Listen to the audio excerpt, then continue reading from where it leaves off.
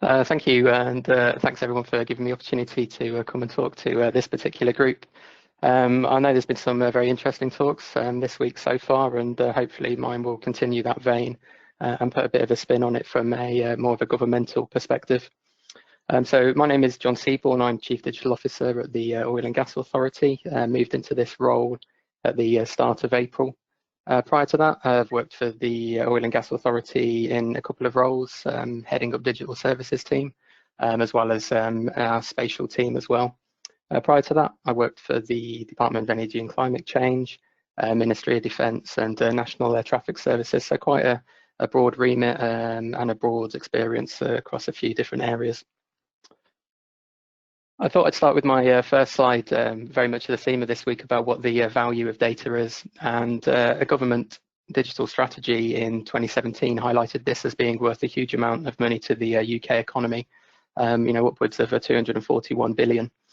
Given the speed that technology moves on and data moves on and digital moves on, let's expect that number to be even higher. And then looking at recent events around COVID-19, and the importance of data and good data and the standards around that data is just becoming ever more present. So just to cover then, what does the OGA do? So back in 2014, the Oil and Gas Authority was born as a kind of a concept off the back of a Sir Ian Wood's review. He was commissioned by the coalition government at the time to have a look at how the oil and gas industry could be better served by a government regulator. The outcome of that born a tripartite strategy between the OGA, central government, industry, and mainly the HMRC. One thing that was raised within that strategy and the review that Sir Ian Wood did was the access to timely data. The quote there you can read on the screen very succinctly puts across what our kind of ambition has been within our digital and data team within the OGA.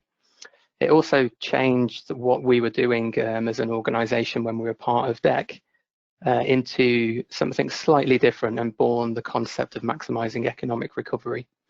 So back when we were in DEC, we were very much a regulator, and our role was to regulate the industry, which was done in a very kind of light touch way.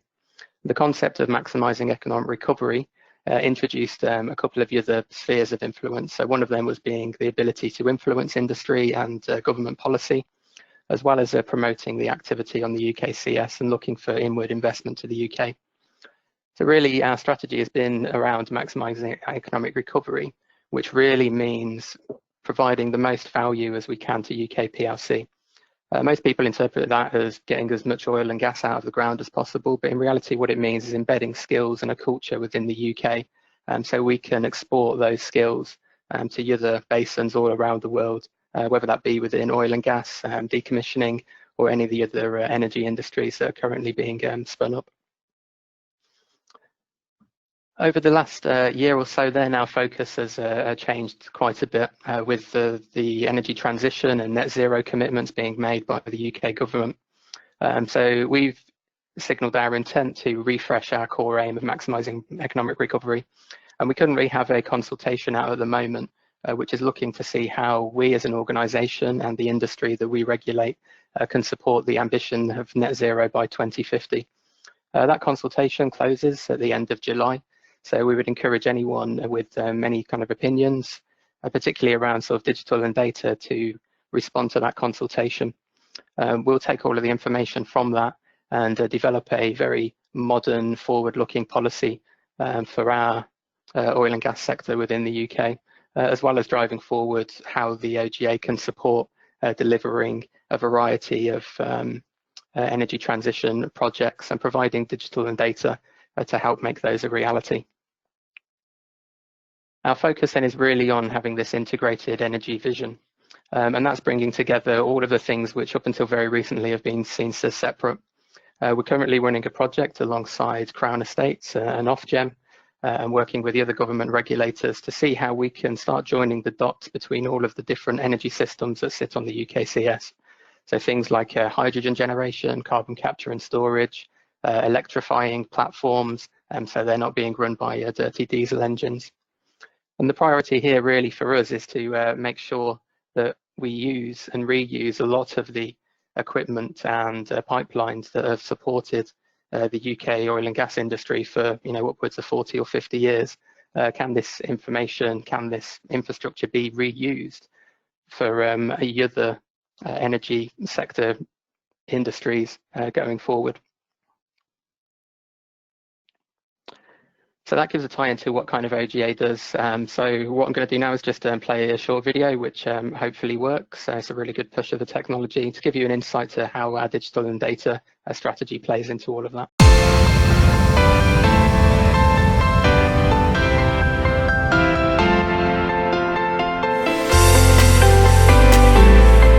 With up to 20 billion barrels of remaining potential, our shared goal with industry is to maximise economic recovery of hydrocarbon resources on the UK continental shelf. From exploration and asset stewardship to decommissioning and supply chain, the Oil and Gas Authority is working across the sector to drive a new level of performance across the industry.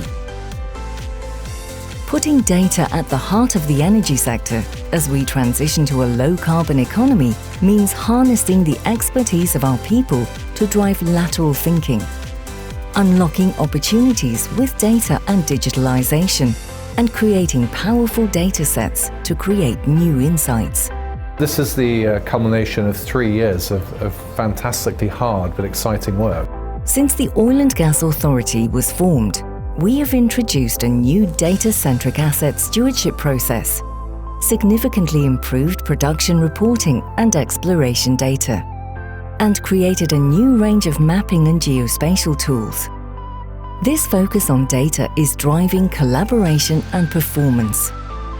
From boosting geochemical analysis reporting to launching of a seismic data program promoting exploration activity, to impressive usage and download figures for the OGA Open Data Site and packages.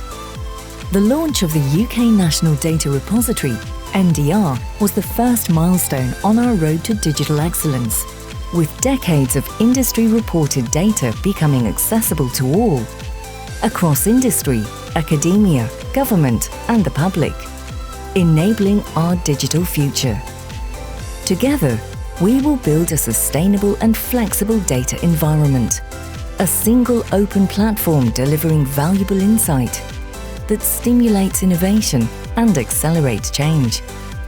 With sophisticated analysis and exciting technologies, our vision is to be a world-leading authority in enabling a digital future, and for the UKCS to be recognised globally as a data-driven basin, where regulatory compliance is understood and embraced, and where data underpins all of our strategic decisions. By understanding the needs of industry, government, and academia, we can deliver a better user experience, transforming the ability to gain access to information analysis and creating the conditions for the application of artificial intelligence and machine learning.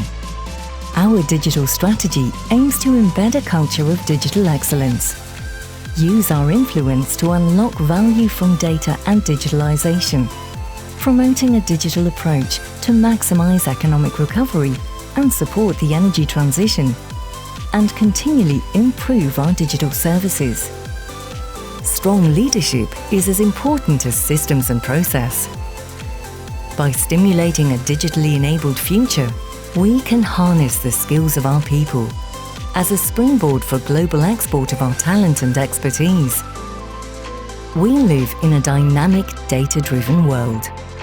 The OGA will deliver digital innovation and be the catalyst for change.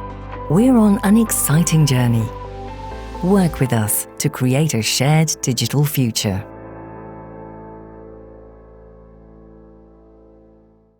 What kind of ties all of our strategy together, and has got to a position of being able to write an OGA digital strategy, which really sets out our kind of intentions over the next 5 years. I'll also share a link to this, and we really encourage people to read it, and we do welcome any thoughts right across industry, government, academia or general society. Our main intention of this strategy is for OGA, industry and our stakeholders to be able to deliver digital and data technology excellence. And that's really split across 5 pillars. Main one being people, skills and culture, which are important to any kind of digitalisation programme or any kind of data or digital activity. We then got a couple of others around transforming access to information, analytics and intelligence, which is always everyone's favourite because it's the pretty dashboards. We then are trying to work in a slightly different way than maybe many other government agencies have worked in the past by collaborating and partnering with lots of different organisations to help us create value together rather than the old way of working, which is very much a contract to deliver a service. And then also I kind of noted on our ability to be able to influence and promote other sectors and our own. And we've done quite a lot of work in this space, and I like to believe that we're one of the better government agencies in terms of using digital and data. And then we've made quite a lot of progress so far in delivering that digital strategy. For example, we took our national data repository into public ownership for the first time, rather than it being a club of operators collecting data. We've taken what is called our UK Stewardship Survey, which was 9 spreadsheets that used to go out to multiple different operators on the UKCS in order for us to collect some data into a very modern application that collects data and does reporting for us off the back of that. We've then also modernised a couple of other systems, including our petroleum production reporting system, and this currently stands as over 100,000 lines of data with easily over 60 or 70 attributes for each one of those, which gives you a full production history of the UKCS on a month-by-month basis. We've then also released a whole wealth of subsurface data releases to encourage activity on the UKCS, and also to inspire the kind of next generation of geoscientists, whether they be working in the oil and gas industry, carbon capture and storage, or the shallow seismic work that's required for wind farm development. We've then also developed a whole suite of geospatial applications using our Esri platform, and then also a series of interactive dashboards and benchmarking tools using a combination of SAP and Power BI. Just going back to a little bit of history of what's kind of laid the foundations for our work. So we had a mandate off the back of the Wood Review in 2014, which I pointed out made the point for data and digital and easy and ready access to data to be made available. Off the back of that, the OGA was formed, and we had a look at a couple of the powers that underpinned all of this activity. So the Petroleum Act of 1998 allowed us to collect certain pieces of information. We then supplemented that very heavily with the Energy Act in 2016, which gave us as an organisation a lot of power in terms of being able to have data reported to us, as having the power to make sure that operators and ourselves retain it, but most importantly, that we could disclose that information after a very short period of time, compared with some of our counterparts around the North Sea, such as Norway. Over the last 4 years then, we've built up a digital and data team, including information and data policy, and that's gone from being 2 or 3 of us sitting within a very small arm of the Department of Energy and Climate Change into a team which is currently just over 20 people, supported by a number of external support contracts which are helping us deliver our IT platform and our activity in Microsoft Azure. We then performed a whole load of early action. So a big one was deploying an open data site, which hopefully you'll be able to find on our website. And that makes data available under what is very similar to an open government license, but as we are a government company, we can't use that. But it is exactly the same as an open government license. Any of the data on that platform can be used for any other commercial purposes. We then also have our national data repository of subsurface data, and that is where we have collected a huge amount of industry data and adding to that collection all the time. It includes a lot of well logs and seismic data. One of the first things we did also was break away from gov.uk. So we found that not to be particularly supportive of our industry and our users, in terms of you were searching for an oil and gas license and you would find everything from a dog license to a driving license, but not actually what you were looking for. And that kind of ties into the easy access to data. And we've made massive strides forwards there. You know, you're 1 or 2 clicks away from being able to download some pretty significant data sets. The early outcomes of that have been an improved compliance. So we have a team that is headed by a colleague of mine, David LaCour, and his team ensures that information coming into the OGA is of the correct form and manner. Off the back of that, we've been able to do benchmarking, including something called a Tier 0 report, where we bring in the top 20 MDs from right across the oil and gas industry and benchmark them against each other in order to kind of drive their performance.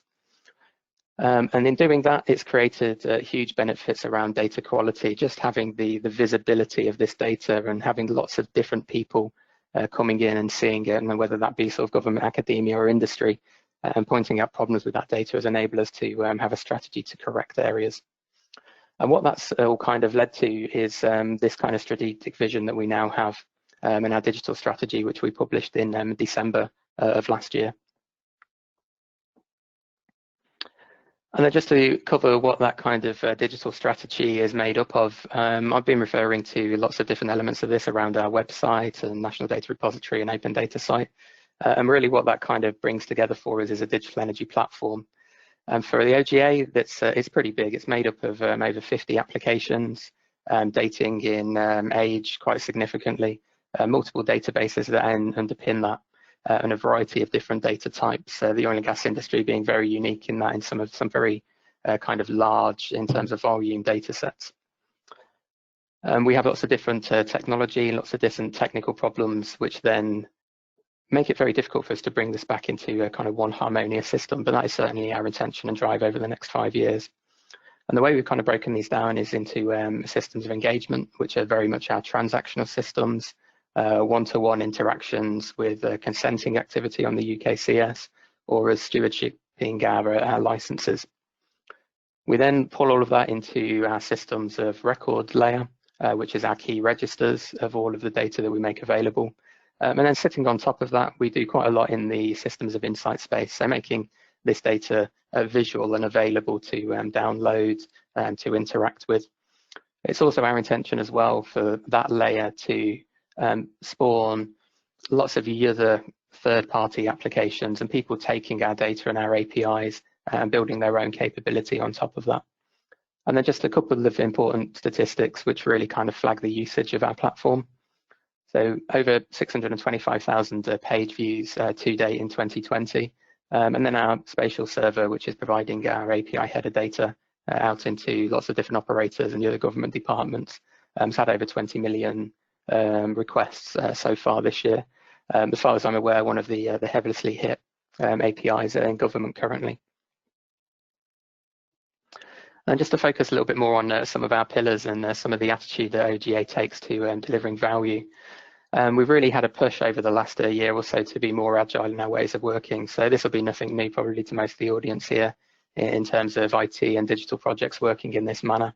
However, we've then pushed that into other areas of our organisation, adopted the concepts of product owner and continuous improvement, and embedded that culture within the workforce to ensure that we can be very brutal with our prioritisation and be able to fail fast. It certainly helped us over the last 3 or 4 months in terms of the COVID-19 response. We've been able to shift very quickly our priorities and support industry and some of our government colleagues where we can. We then have 2 internal pieces of activity which are occurring around our digital academy, and this is encouraging lifelong learning within not only the technical teams but right across the organisation, raising people's awareness of digital and data techniques and getting them to understand some of the stuff that is very often invisible to many users. It's also giving them the freedom to explore new things and encouraging innovation to find itself in all different parts of the organisation and not being driven by one place.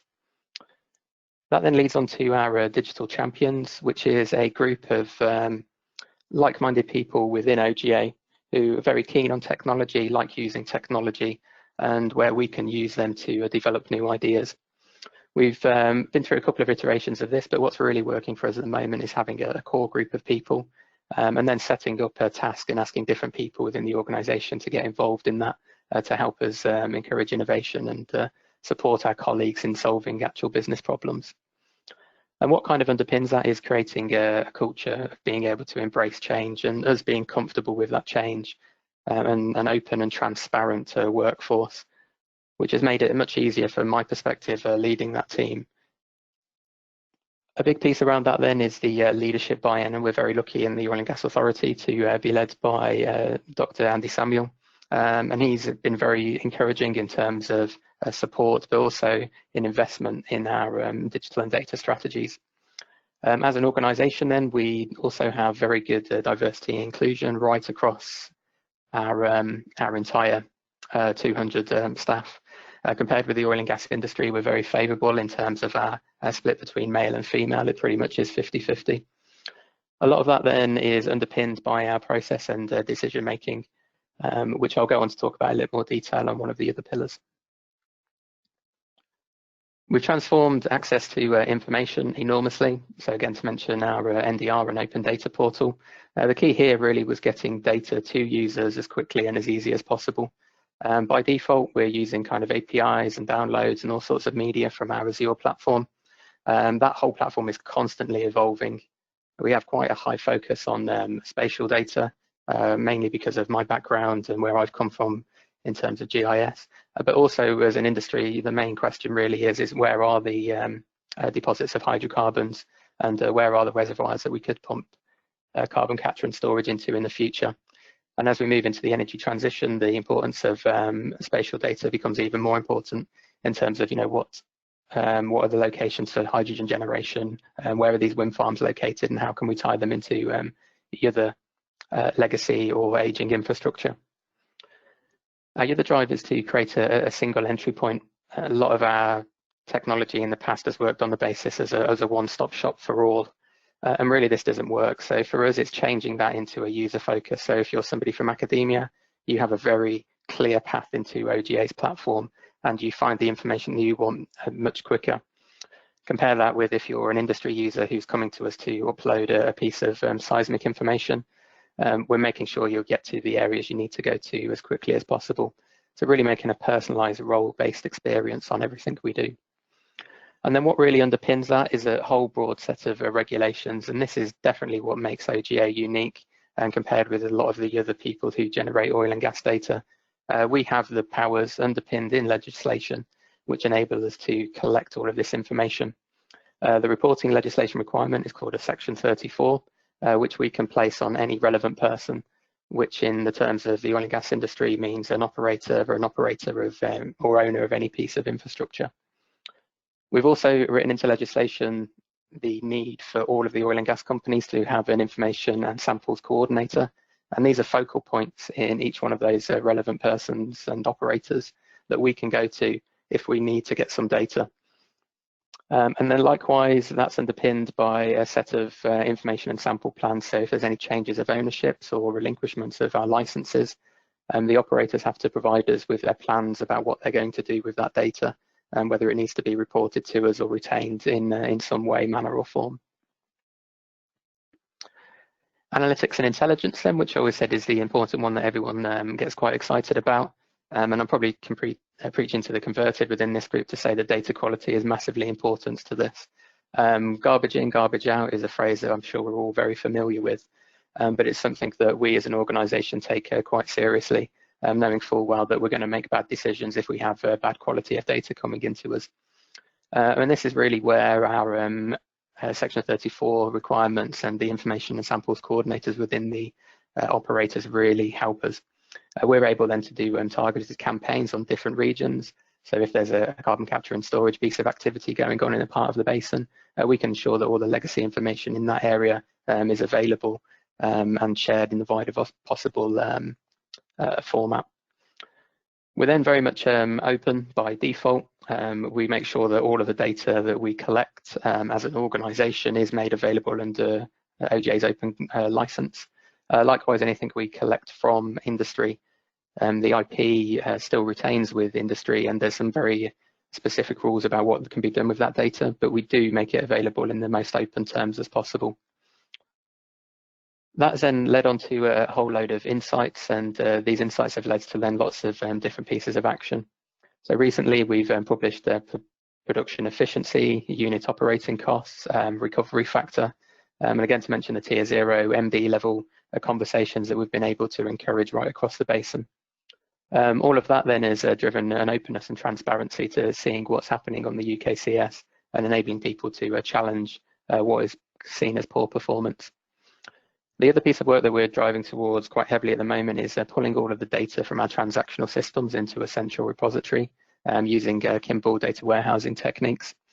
And our main purpose here is to ensure that all of our data across quite a broad spectrum of applications can be compared with each other. It's also helping us enhance our data quality, so pulling in information not only from our own stores, but from some of our government colleagues and other agencies, and standardising that. And that's certainly driving improved decision making right across the OGA. And just to mention how we're changing the way that we're kind of working with our partners, government and industry. So the big one for us is partnering with vendors. A lot of times in the past, you'll have a requirement document go out and somebody deliver a service, and then that service doesn't change for 5 or 10 years. What we're really driving towards is working with vendors so that we can put forward a continuous improvement over the term of a life contract, making sure those applications are fit for purpose right throughout their life, not just when they were designed and built. And this is the attitude we're taking in our future NDR components that we'll be building up, replacing a system that's upwards of 15 years old. It's definitely the attitude we're taking in our Azure environment. And then also partnering with folks that can help us deliver our process discipline. So having a clear understanding of what we do as an organization before embarking on building new systems and digital applications to support that.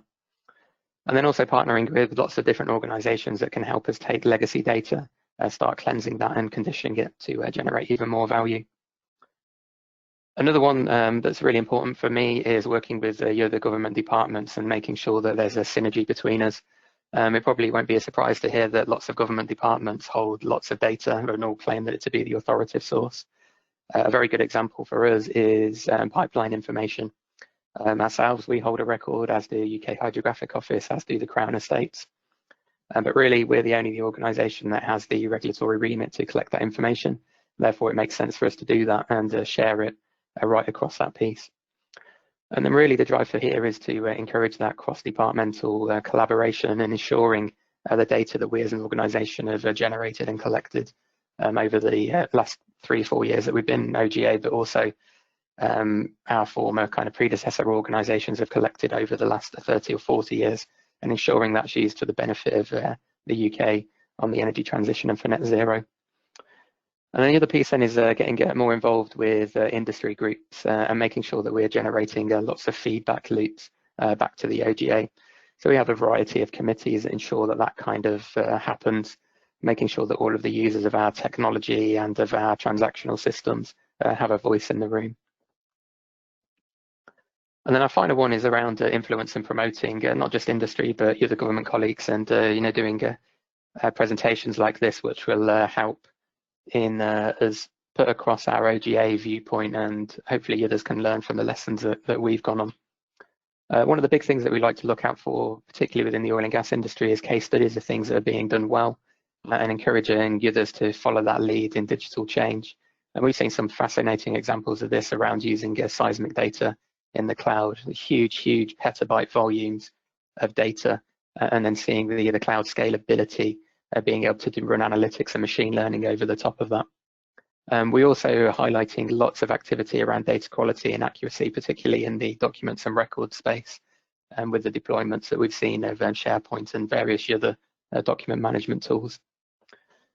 We're also increasing our awareness of OGA's vision and the vision that we share with kind of government, academia and society, and building up our web presence and making sure that we attend events like this and putting across OGA's viewpoint. We're also encouraging membership of our staff to various professional bodies, right through standards, all the way through to spatial data groups across Europe and the world. We're then also making sure we're influencing at all levels, which is very important for any kind of digital or data transformation. So not just influencing at the sort of LT leadership level within an organisation, but making sure that our leadership are passing that on to senior government ministers. We're quite lucky that under the Maximising Economic Recovery UK forum, which is hosted by our chief executive, but also various other members that have an interest on activity across the UKCS, and that really drives across industry, government, and society impact to making sure that the work that we do is aligned and meets some of the government requirements for Net Zero 2050. Likewise, many government groups that we're very heavily involved with, particularly around the Geospatial Commission, Cabinet Office and Government Digital Service, and just making sure that we tie in and use the best practice and lessons learned that's been there. And what the real drive is for the OGA is to be this kind of catalyst for change. So we are a small organisation of 200 people, but we feel our kind of presence and remit is not probably related to our size. Our outreach does feel very large. And that's mainly because we have a huge amount of supportive legislation sitting behind us, and certainly do have a key role to play in the net zero energy transition, and certainly can drive some leadership in those areas. And then just to highlight some of our digital and data engagement, everything we do is controlled by the Secretary of State of BEIS, who is essentially our single shareholder. And everything the OGA does is endorsed by our OGA board. Sitting beneath that, then we have a series of leadership teams and governance boards within the OGA that splits out our kind of core IT power alongside our DigEx program, which is our digital excellence digital strategy. And then underneath all of that, a huge range of different people that sit on those boards, right from our partner Department of Business, Energy and Industrial Strategy, but then the other government departments such as the Health and Safety Executive, BGS, huge involvement with the Scottish Government, given the importance of the oil and gas industry to the Scottish economy. But then also links in with many different pieces within academia, so mentioning Heriot Watt, who have been great supporters of the work that we've been doing. We're then also tied in with quite a few oil and gas agencies, so Oil and Gas UK being the trade body, but also the Oil and Gas Technology Centre based in Aberdeen, which put forward a lot of funding which helped seed digital and data technology companies to help support the local economy within those areas and drive innovation within the oil and gas industry. And off the back of that, we've had a huge amount of positive feedback on the work that we're doing, and not just from industry. We've had great comments from academia in terms of making data freely available for students to work on MSc and doctorate projects. We have had good feedback from various people across our organisation who have come from industry and then started to work in government, and seeing the power that you can have when you make some of this data available, and how it can really drive improvements in terms of the quality of applications we get into the OGA, and the efficiencies that we can make there. And then also how that's driving cooperation right across the industry.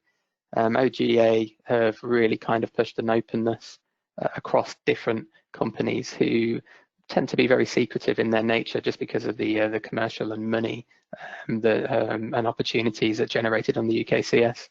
Actually, they can work and realise even more value just by sharing that data between them and sharing their learnings. And then our real drive over the next few years is to build on the successes that we've had. So a main one being our NDR, taking that from ownership of a few operators into public ownership, has seen the usage of that platform flip from it being 80–90% industry to completely the opposite. Having now over 70% of the people that use that platform coming from non-industry sources, whether that be academia, government, or just the general public. We've done a huge amount on process work. We've done a huge amount on analytics. We've then also deployed things within the OGA that have improved productivity enormously. So things like Planner, Yammer, our Microsoft Teams rollout, really driven forward our digital agenda. We've then also adapted a huge amount in terms of the ability of our spatial platform and making data available to people. And we've built applications there which we've seen replicated multiple times in different government departments. And we're now at a stage with that where we're just sharing data into these organisations rather than seeing a huge amount of data preparation work going on. We're really driving an improvement there that you can get information direct from the source, and you don't need your own internal ability to update that. You can just do that directly from where it is. And then we've also been incredibly active in looking at how we can drive improvements in the UKCS, and mentioned earlier, a drive towards energy transition and net zero. We're really kind of a driving force there in bringing together the likes of Ofgem, Crown Estates, and many others to ensure that the UKCS is an energy basin going forward and a world leader in that space. So nearly at the 40-minute mark, just want to say thank you for giving me the opportunity to talk, and then happily take any questions. Excellent. Thanks very much, John. That's been really useful and a really good insight to what's quite a lot of data management and across lots of different platforms, as you said. So just kicking off with the questions, I think one of the things is really around how you balance the transparency of open data versus the kind of security implications of managing all of that data. Yeah, so sitting underneath all of our transactional systems, we're pulling it into a central database. And then off the back of that, we have a kind of a staging area. So that staging area is all the data that's made available publicly. So there's a huge number of ETL routines that are running on a nightly basis, pulling through all of that data. So the open data side of it is kind of ring fenced around that. In terms of then the usual commercially sensitive data that we're generating, particularly in the NDR, there's a whole entitlement model that's built along that. So there'll be flags raising on particular data sets when they're available for release after whatever that release period is, which can range somewhere between sort of 2 and 10 years. Okay, excellent, thank you. One of the questions which you kind of broadly touched on just there in terms of how the data's managed and things, but how are the APIs managed and controlled? So in a very similar manner, they're running off our geospatial stack. So we're using Esri ArcGIS server, and then that's linking back into our data warehouse presentational layers. And they're sitting in Microsoft Azure in a high availability set. So most of them are completely open. As I said, it's kind of our drive there to be as open as possible with the data that we generate. We do also have on that platform information that is more sensitive that we're sharing with the other government departments, which is then all sitting password protected to ensure that it's being pulled in by people with the correct access into that.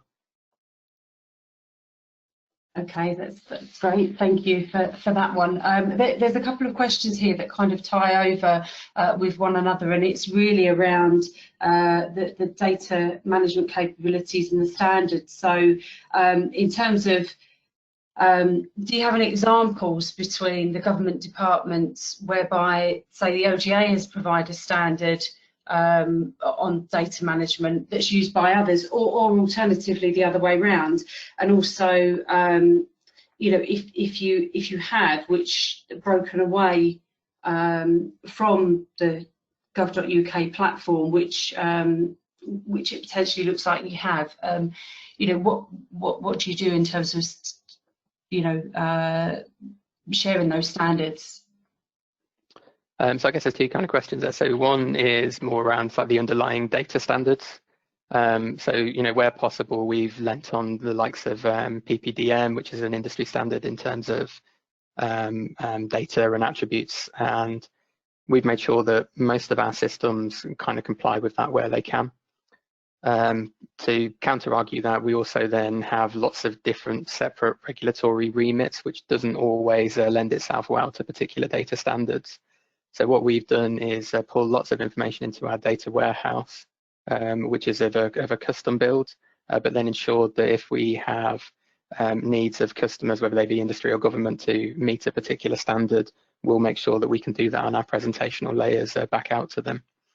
The other piece is probably more around kind of framework standards. So Government Digital Service, who look after gov.uk, have done a whole host of work in terms of accessibility of websites, what buttons work, what kind of fonts you should use. So on all of our modern transactional systems that we're building, we're making sure that we copy that.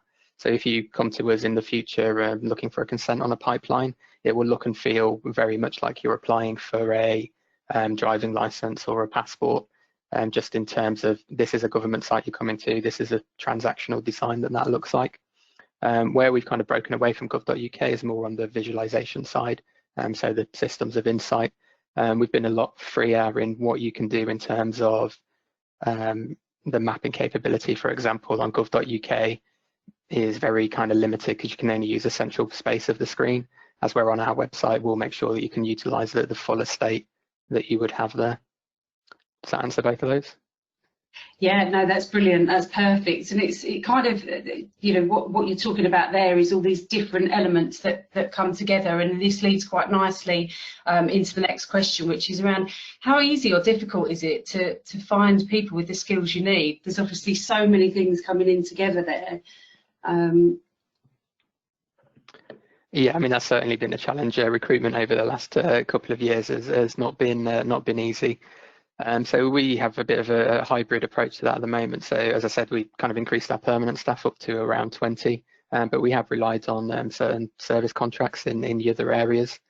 What we have been quite successful in, just because of our status as a government company, is attracting people from the other government departments, which has then actually stood us in really good stead. So we've had people join us from National Grid, MMO, BEIS, and actually that's provided us with a really nice mix of people with a government background and then people that we've brought in from the oil and gas industry, which again is almost like a clashing of cultures, which has probably taken a couple of years to settle down into the place that we find ourselves now, with a really nice mix of skill sets within our digital and data team particularly. That's excellent, thank you for that. And in terms of the wide range of skills and everything within the organisation and across the sector as a whole, I'm thinking one of the questions here is around the OGA Digital Academy and the achievement in itself in terms of skills development, and how do you see the OGA might take that further to support and drive digital and data skills across the industry as a whole? So that's a space that we're really kind of interested where we can actually make an impact there. So we're very early days internally, even on the our Digital Academy. The drive there really was to kind of push up the base level that we expect from our staff within the first kind of 6 months to a year. I kind of look back at applications that I would have filled out maybe 10 years ago, where it was mentioned that you needed to have the PowerPoint skills and Excel skills. They don't even appear anymore on a job application, just kind of expected to have those. And that's kind of where I want to drive OGA to, that we don't talk about, needing, basic coding skills or ability to do dashboards as a thing. It's just something that's kind of expected to be there. In terms of then how we can improve that out over industry, there's a few things that we are kind of involved in. So a couple of the universities in Aberdeen are running data management in oil and gas, sort of BScs and different educational qualifications to professionalise data in the oil and gas industry. And then likewise, we're linked in with the Scottish Government and their digital skills group that we've just been put in touch with actually in the last kind of month or so. So doing the best that we can to piggyback on that to help our staff, but also ensuring that our staff and myself and the others within my team can influence that, and maybe those people learn from some of the journeys that we've been on. Thank you. And really, it sounds like you've got lots of robust sort of processes and collaborative ways of working in place. But I think you talk quite a lot about the successes, the success stories. Do you have any failure stories or a failure story to share, and what people may learn and take away from that?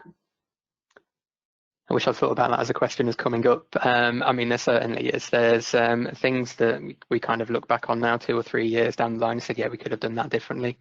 So some of our data warehousing work's probably quite a good example. Technology moved on so quickly in that space. If we were to start that again, would we probably do it different using some more tools that have become available in Microsoft Azure? Yeah, for sure. But then we end up in this kind of argument about sort of technical debt and rolling back. There's also then probably some decisions we made around our kind of stewardship survey.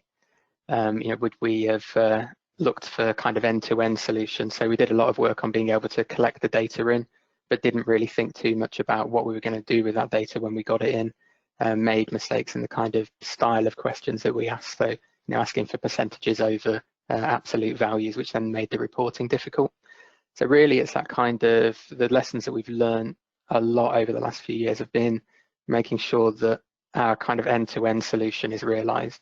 So, why are we building a new application, what's the purpose of the data that's going to generate, and then what value is subsequently we going to get out of that.